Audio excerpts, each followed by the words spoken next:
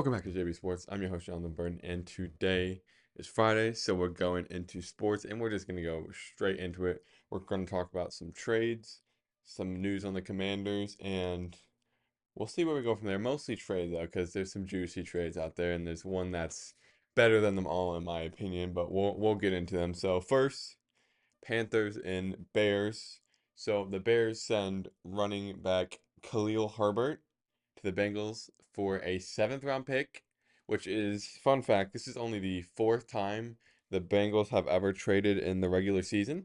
So, little fun fact right there. But Khalil Herbert, honestly, I don't think he's too bad. He did fumble in the game last night, so not a great start at the Bengals for him, but he's not a bad running back. I think he can be good for them.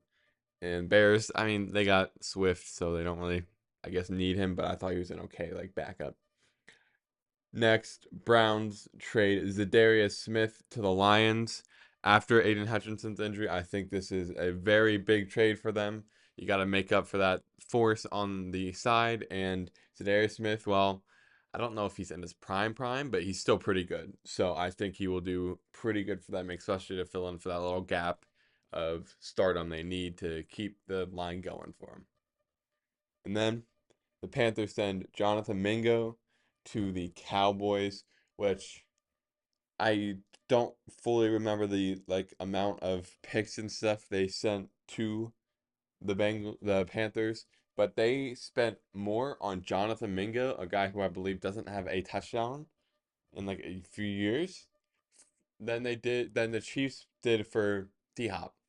How do you spend more on a guy who's not had a touchdown than D Hop? That makes no sense to me. Jerry Jones, I mean, I'm a Commanders fan, so I don't really, I mean, you'll never hear it. And I'm a Commanders fan, so I don't really care if you guys are bad, but he needs to retire because he is screwing you guys over. The Dak contract, Dak's been Dak this year, and if you've watched any Cowboys games, which unfortunately I have because I watch all the games or as many as possible, so I subject myself to the torture of a Cowboys game.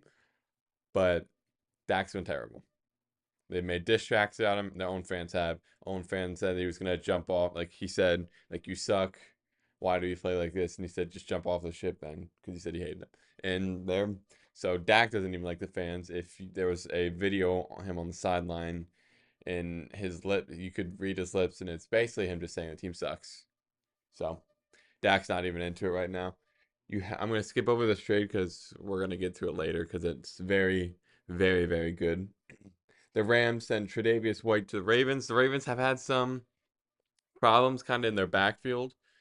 Last night, Jamar Chase torched them. He absolutely torched them, 200 plus yards. So Tre'Davious White, I mean, I don't know if he's gonna help too much because Hamilton did get hurt last night, so that's not too good for the Ravens for that secondary. But hopefully he can get back and isn't too injured because it sucks when a team has an injured player anywhere. It doesn't matter what team. As much as I don't like the Cowboys, I don't want any of them to be injured. So hopefully he can rest up and get healthy quick.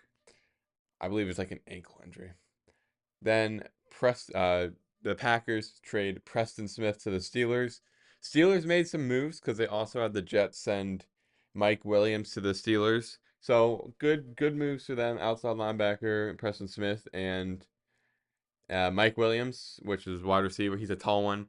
Which my philosophy on Mike Williams, the other trade's fine. I'm not gonna talk about that too much, but the trade for Mike Williams, I think it's important because Pickens has really been doing two jobs. He's been the jump ball guy and the all around guy, which he can do it. He's very good. I'm not saying he's bad. I'm not saying he can't do it, but you're giving him a lot of workload because the Steelers they traded away Deontay Johnson and the new guy Wilson. I believe he's not bad, but I don't think he's helping in the way they fully need him to do. So Mike Williams can be that jump ball guy. So Pickens can focus more on being like fully all around because he's been more subject to the jump ball guy. So give him less of a workload, let him, let him be more creative, and it'll help him out a lot. Then you have Texans send Khalil Davis to the 49ers, not a bad trade. And Broncos send Baron Browning to the Cardinals, not a bad trade. But the most important trade, the best trade, My favorite trade before the trade deadline is Marshawn Lattimore from the Saints gets traded to the Washington Commanders. The Commanders have acquired cornerback Marshawn Lattimore via trade with the New Orleans Saints, pending a physical, which he passed. Washington sent a third, fourth, and sixth round pick in the 2025 draft to the Saints in exchange for Lattimore and a 2025 fifth round pick. So the third round pick is one of ours, I believe, because we did trade for Jahan Dotson, get a third round pick. So a lot of people saying basically he traded Jahan Dotson for Marshall Lattimore, which still holds true because their pick I think could be better than ours. So basically we got that. We were able to trade another pick for it. So Adam Peters, GM of the year, in my opinion, he has turned this thing, not just him, I mean the coaches too, but they have turned this whole organization around. Josh Harris, thank you for buying the team. Adam Peters, thanks for being a great GM. And the coaches, great job, Coach Quinn, and all the other ones. So basically, the third, kind of from the Eagles trade, not really. I don't think it's that pick. Fourth, and then the sixth round pick is one we traded for when we sent John Ridgeway over there, and we got it back, but now we're sending it back. So really, it's not too much. But yeah, we got a first round corner, defensive rookie of the year. He's got multiple Pro Bowls. He's all pro. Like, dude is a beast. He is a beast. He does have a hamstring injury right now, and I thought it might be a phantom, but it's not. So he won't be playing against the Steelers, unfortunately. But let him rest up. Let him be really good against Philly because Commanders, we have a chance to beat Philly for the first time since we broke their record because they were 8-0. We broke their streak, so that's the last time we beat them. We should have beat it twice last year, but rest stopped us from doing that. So I won't talk much more on that. I was angry, but we won't talk more on that, like I said. So next, you have just him being there. Unfortunately, Brian Robinson Jr. is also hurt, so he won't be playing. So Chris Rodriguez, Austin Eckler, Jeremy McNichols, they need to really step it up. Chris Rodriguez is going to be that power back that Brian Robinson is. I don't know if he'll be as good because Brian Robinson is very good. Chris Rodriguez isn't bad, but he'll do good. Chris Rodriguez will put in the time because he knows this is a chance for him to show himself off. He did it last game, so he'll do it again, but even better because he'll be the main person the whole game for power through, which we'll need because the Steelers have Cam Hayward, TJ Watt, and some other players, which we'll get into the Steelers and Commanders game in a little bit. So those are some of the trades. Like I said, Marshall and Lattimore to the Commanders will help so much because we don't have a CB1. He can be that. We don't have like Mike Sansfield. I won't say he's CB1, but he's our best cornerback before Marshall and Lattimore got here. Before, don't get it twisted. So he'll help. He'll be our CB1. So Mike Sansfield, one, he can learn from an actual good veteran, a good one. No offense to Benjamin St. Juste. He's not the best. That's why he's going to be CB2 because Lattimore is here. So he'll help him a lot. He'll teach him some things. He'll make him better. And I hope their cornerback group can finally start to slow down receivers or Marshall Lattimore. He has the ability to take one out of a game. Coaches say, take this guy, keep him out of the game. He can do that. That's how good he is. So it's going to be amazing for the Commanders. So with him, he's going to improve us so much. He is a CB1 once he gets his debut, which won't be this weekend, but that's okay. Make sure he's fully healthy before he comes back. We don't need an injury to ruin this because that would be our luck in the former years, knock on wood. So we'll be good. Next, I do want to talk about the Ravens Bengals game last night, and I will talk about the Bucks Chiefs game. Bucks Chiefs game. Let's get into it. What were the Buccaneers thinking not going for two? First, before I say anything, I'm going to talk about D Hop getting two touchdowns. Titans fans, why would you trade D Hop to the Chiefs? Out of all teams, you sent a good wide receiver to. You send him to the Chiefs for a bag of chips. Why? That, that's that's what I'm so annoyed about because he's good because he's on a team that makes him better. And it's just so annoying. Like, why would you do that? You're ruining the hopes and dreams of other teams because the Chiefs get calls all the time. I think everyone can agree with me on that. They get stupid calls all the time because the NFL loves them and Tony Romo. But why would you trade him there? And then going into the game, he gets 2 touchdowns. But Buccaneers head coach, listen to me. Last play of the game, you go for two and you can win the game for you guys.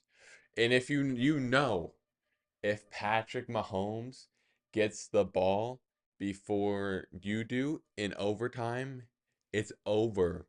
It's over. So why wouldn't you go for two? Either way, you're losing if you don't get it, or if you go to overtime. Because if Patrick Mahomes gets the ball, you're not. And you know the Buccaneers' luck, they're not going to get the ball. So why wouldn't you go for two? Baker worked his butt off. He doesn't have his top three receivers. He balled out. Baker Mayfield balled out against the Chiefs. He doesn't have his top three receivers. And he loses because he doesn't get a chance in overtime. He didn't get a chance to win because you took the 2 point away from him. He is so unlucky. That's why the overtime rules, it's annoying that, like, it's good in the postseason that they have the rules where you can both teams get a possession, like if even if the other team gets a touchdown. Do it for regular season because Baker worked his butt off with his bad receivers. Not bad, but not good receivers. It's no Mike Evans or Goodwin. You know what I mean. And he worked his butt off against the Chiefs, and he doesn't get rewarded because his coach doesn't go for two, and then they don't get the coin flip in overtime. You could see on Baker's face when he lost it, he's like, "We're done. We've lost." So, poor Baker. I feel bad. He deserved a chance, but he did not get that. Bengals, Ravens. Boy, what an ending to a football game. You would have thought it was the Chiefs out there. One missed call. Joe Burrow passes it. 2 seconds later, I believe, yeah, 2 seconds later, he gets clobbered by a cornerback and no flag. Next, I think it was final drive. It was twice in the final drive. Hands to the face mask, whips his helmet back. That was even before that. Okay?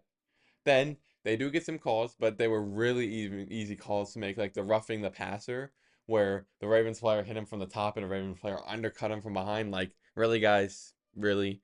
So that happens. That's okay. You get some holdings because they're holding. Good. But in the end zone in a 2 point conversion, there was two, I'll say two, because I know for sure those are two. The face mask, right? To Joey. Then you had defensive holding on Jaceki, because Jaceki, he's the one who held. He was going into the play. He was about to get there. He was looking for the ball. And the Ravens held him and he didn't get a chance. And after the Thursday Night Football crew said he wasn't a part of the play, he was a part of the play. If you look at the route he's about to do, he's about to go in, turn out.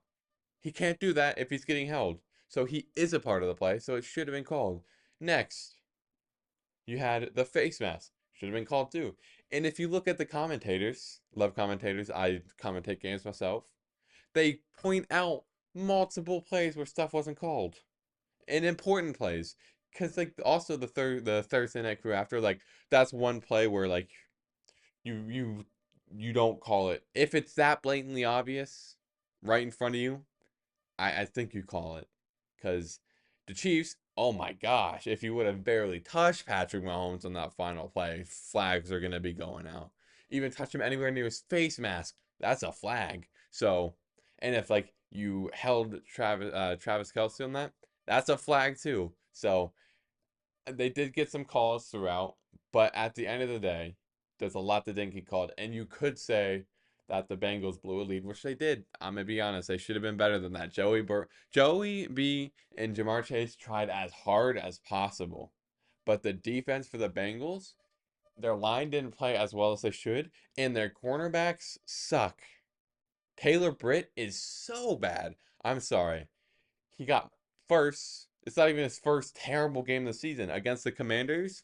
You know, he got burnt by Terry McLaurin. He got burnt the whole day after saying Jane Daniels is only all right. He runs a nice college defense, and then Jane Daniels destroys him. So not only did he do terrible this game he did terrible. He missed a tackle that led to a touchdown. He left open multiple open passes. Like, I think he dropped a an interception that probably could have won them the game. And they just bad. It's just bad. I feel like they're in a kind of the same situation as the Commanders, where if their cornerback room was just better, you had that one good star, you'd be so much better. But they don't have it. Thankfully, we have one. We'll see. I know Marshawn Lattimore will be good. I know he'll be good, but we just gotta let him be healthy. But yeah, that's kind of my take. I think if it was a different type of team, maybe the Chiefs, they get called. Chiefs fans, sorry if you're watching this. Please don't get mad. It's just what happens. I'm gonna be honest. You can say I'm a crybaby. I don't think I am. I'm not even a Bengals fan. I'm just outside of it, and I saw them, so we'll see what happens.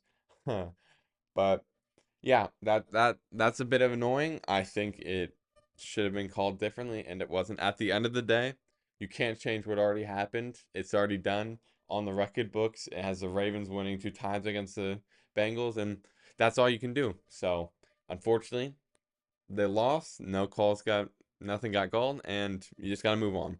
Speaking of moving on, we will go to the Commanders Giants game. And boy, was there some funny things that happened. One, for the first time in like forever, we beat the Giants. The first game of the season, the second game of the season, the first game against them, we beat them. But then we beat them again. So we finally swept the Giants.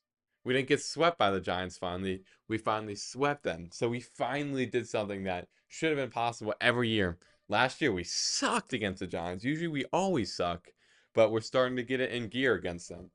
Tommy DeVito destroyed us last year, and Tyrod Taylor, both of them, destroyed us, especially your cornerback room, which you might see here. So, going into stats, speaking of quarterbacks, you have Jaden Daniels, 15 for 22, 209 yards, and 2 touchdowns. Great game for Jaden Daniels. He was good in the pocket. He was smart. He slid when he needed to slide. He was perfect. Now, 7 Pepsi Rookies of the Week, which is amazing. He's going on the record, which I think is 9 by Big Ben, if I remember correctly. But we'll see. And he was poised. The touchdown to Terry McLaurin, the 2 touchdowns, but the first one, little quick, just route, passed it perfectly. And then the second one, that play was amazing. That play was so, so good. You had Terry McLaurin and Deontay Banks guarding him, which that's a whole nother storyline. So the storyline is last year, you know, Deontay Banks decided to go on Instagram live and say, "Did 17 play today? Did 17 play today? I don't know if 17 played today. You're gonna have to deal with me 2 games every year." And guess what? Looks like you didn't come to play that day because Terry McLaurin destroyed you. That was so good. He went on the outside shoulder of Deontay Banks and just caught a beautiful pass, which was wide open. It was perfectly thrown. And Terry, he just gave him the look, like the kind of like, you here? You playing right now? And it was just amazing. It's great to see how good Terry and Jaden have started to play together. They really made that chemistry that was needed for this team to succeed. Because in the beginning of the year, you saw Terry not get thrown to as much, but progressively, more and more, he's finally getting thrown to because he finally has the QB he deserves, the QB he needs. You have Jaden Daniels, he makes Terry McLaurin better. You have Terry McLaurin, he makes Jaden Daniels better. They make each other better. So it's really, really vital that he got this wide receiver to make him prove that he's a top 5 receiver in the league, and it's happened. You can see that from stats. You can see how he affects the game for us. He is a top 5 wide receiver in the league. You can argue with a brick wall. Sorry. So, more stats. You have QB Daniel Jones, 20 for 26, 174 yards, 2 touchdowns. He didn't play bad. I mean, he always plays good against us. He got some good rushes too. I made a TikTok about it. I made a short about it. Like, you look through it. Thank you for 2K likes on TikTok and 200 plus likes, 2K views, my bad, and 200 plus likes. Thank you a lot. But you always have Daniel Jones playing against us. Thankfully, he's lost, so he's now 5. What is it? 5-3-1. Yeah, because he played 8 games before. So now he's 5-3-1. We're slowly filling that gap in where he's finally losing more against us than winning. So hopefully the next 2 games can make it even, and then after that we can start making it bad for Daniel Jones if he's still on the Giants, of course, because this might be his last season on the Giants. Which later in the season I'll probably get into which quarterbacks are mostly gonna lose their job and coaches, because there's a lot of coaches on the hot seat. Matt Eberflus, you better watch yourself. You're on the hot seat already with the fans. I'm gonna assume the ownership is getting on your case too. So good luck to him. But yeah, Daniel Jones, honestly, he did pretty good most of the time, except in the beginning, Dante Fowler. Daniel Jones was reaching back. Dante hit the ball out of his arm, made it look like a forward pass, but thankfully, Bobby Wagner, veteran instinct, still picked it up. So we got the fumble recovery. That led to the first Terry McLaurin touchdown, the largest pass. So that was nice. Great defense. Cornerbacks kind of sold. One touchdown to their tight end, and I forgot which the other one. It wasn't to Malik Neighbors. So I don't remember who the second one is, but we'll get into that. Rushing yards, Chris Rodriguez, 11 carries, 52 yards. Great job stepping up for Brian Robinson, because Brian Robinson has been out. He's our power back right now. He's got potential. He can be really good. Not as good as Brian Robinson, I don't think, in my opinion. So, but filling in, finally getting his chance, he did pretty good for the chances he was given, in my opinion. So, great job on Chris Rodriguez's part. Tyrone Tracy Jr., he had 66 yards for the Giants. He did pretty good for them. He's younger. And then Devin Singletary, which we contained more this time, 7 for 33. And we did all right. I mean, we did not do good at containing the passing in the second half, but first half, we did great. But defensively, running is our weak point. We let a lot of rushing yards through. That was one of our main points we lost to. In the few games we've lost, running has been a bad issue. So Ravens passing, Zay Flowers destroyed us. Baker destroyed us in the first game. So it's gotten better, but running has been a huge problem the last few years because our line just don't like to tackle runners. But back to the defensively on the passing yards. You look at the stats, first half, Daniel Jones ended with 0 passing yards, 1 touchdown, which looks crazy. But he had -8 passing yards at one point, and then I believe he got the 8-yard touchdown, so that equaled it out. But terrible, terrible, terrible. So that's all I can say. And then you go into passing yards.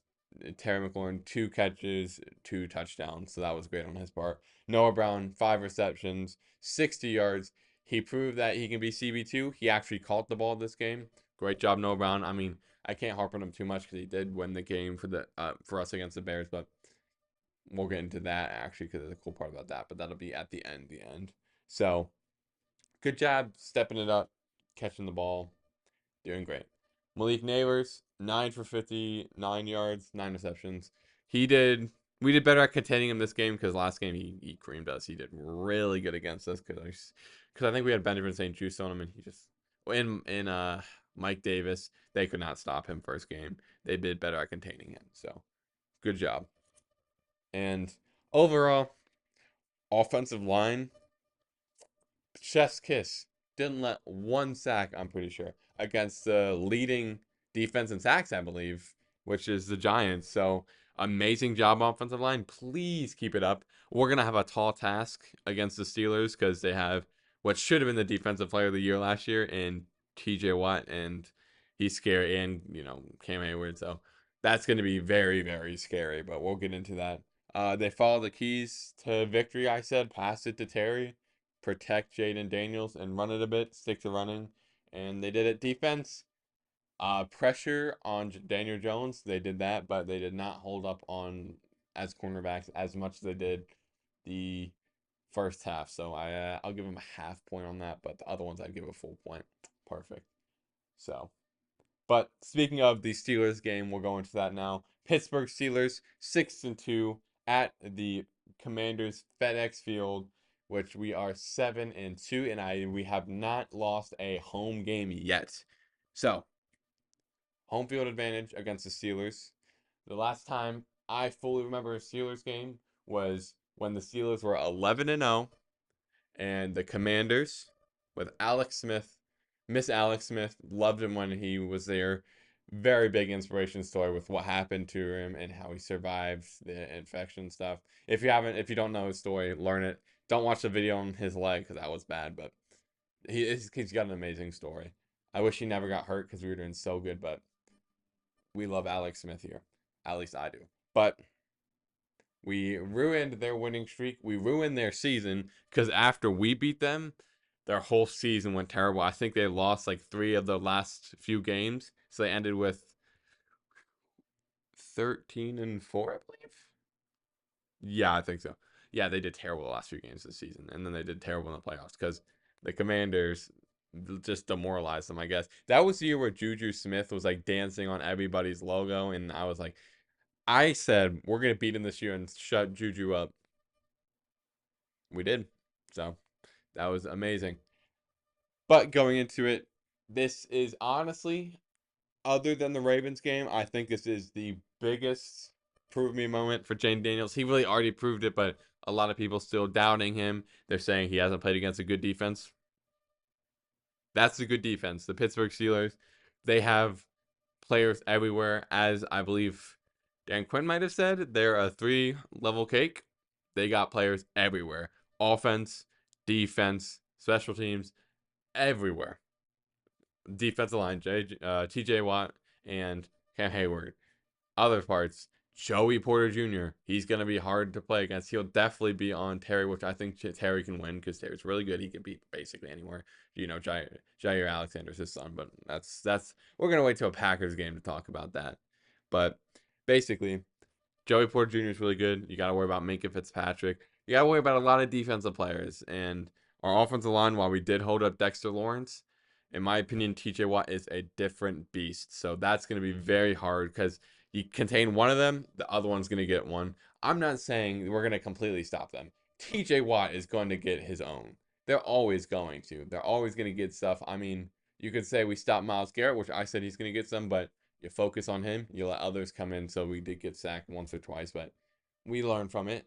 I'm not saying we shut out their defensive line, but they're going to get some. But we should do pretty good against them if we did really good against the Giants line. So I feel positive about our chances going into it of defending Jaden Daniels against the sack.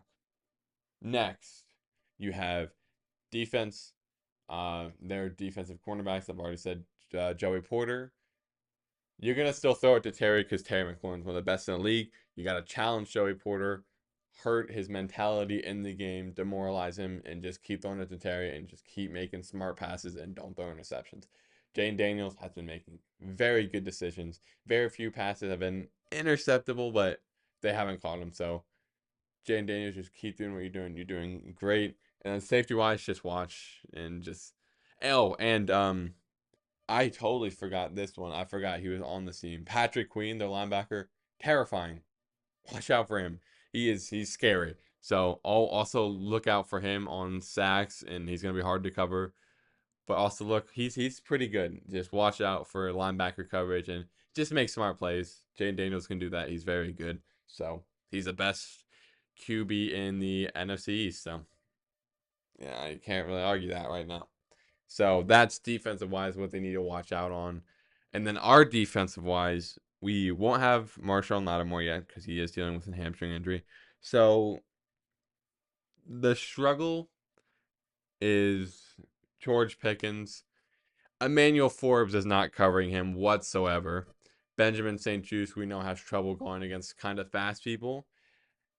And the only cornerback left is Mikey Sandstro, which I love Mikey Sandstro. I love Lil Mike. He had a mic'd up episode on the Commanders YouTube page, which you should watch because it's hilarious. He was talking trash to Keenan Allen. He was talking trash to everyone.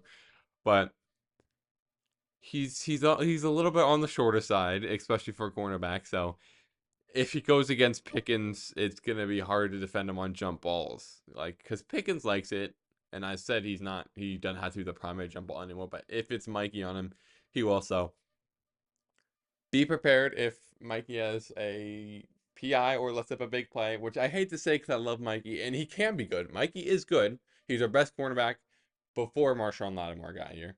Marshawn Lattimore is our best now, and Mikey's second best in my opinion because Benjamin St. Juste averages like a PI a game, so he's probably going to get a PI. But if we had Matt Lattimore, we could have put Lattimore on Pickens, Benjamin St. Juste on Mike because he's slower, and that's what Benjamin St. Juste is better at the non-quick but jump ball type of guys, the physical guys. He's always better against those.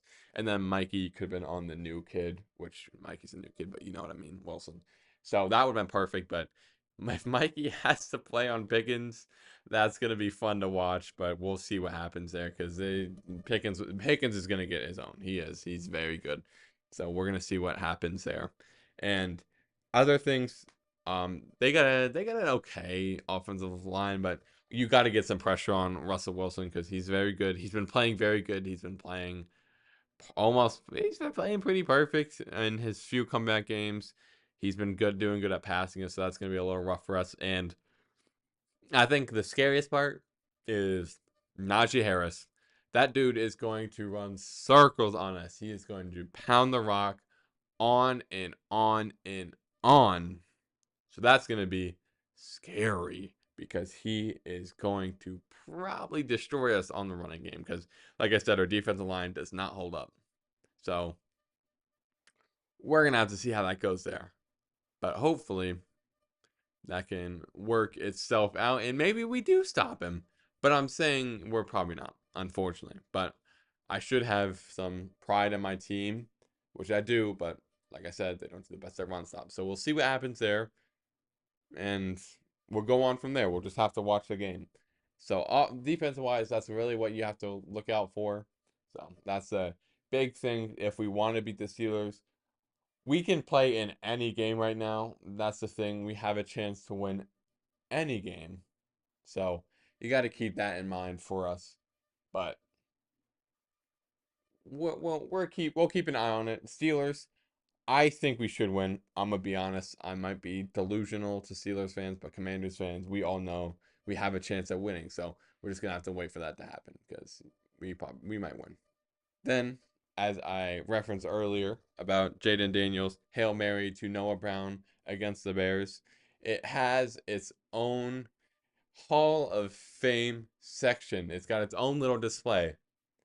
So Jaden Daniels, before his rookie season has even ended, has a moment in the Hall of Fame, like museum, whatever you want to call it, display. So Jaden Daniels is already in the Hall of Fame. That's all I can say about it. You know, my quarterback's so good, he's already in it. But I think it's really cool that Jaden Daniels has already gotten something in there because it just shows how he's a playmaker, how he entertains, how he makes an all for people. He has that shock factor. He's just that good. And he's going to have a lot more moments that are going to be amazing. He's going to be in there himself because he's going to be one of the best quarterbacks of all time. In my opinion, I could be biased because you see Commanders right there. But we're going to see what happens. But I love how Jane Daniels has been playing. He's very smart. He's very poised. And he's a dog. He's a dog. He's a competitor. So I love where this team's heading. I love the upwards spiral, whatever you want to say. I love that Adam Peters is an amazing GM and got us a cornerback one, which Marshall Lattimore can still play very good for years. So I don't want to forget that. We still have draft picks, so we can draft a QB, CB, sorry, not a QB, no, a CB2 if we have to replace Benjamin St. Juste. But I don't think we'll do that because he's an okay CB2. He's not a CB1, but he's a mid-level CB2 in my opinion. But that's going to be it for today's episode. Thank you guys for watching. Have a great weekend, and we're going to have some pretty cool episodes coming up soon. Maybe an interview. Maybe, maybe not. You heard it here. But again, thank you for watching, and bye. Subscribe.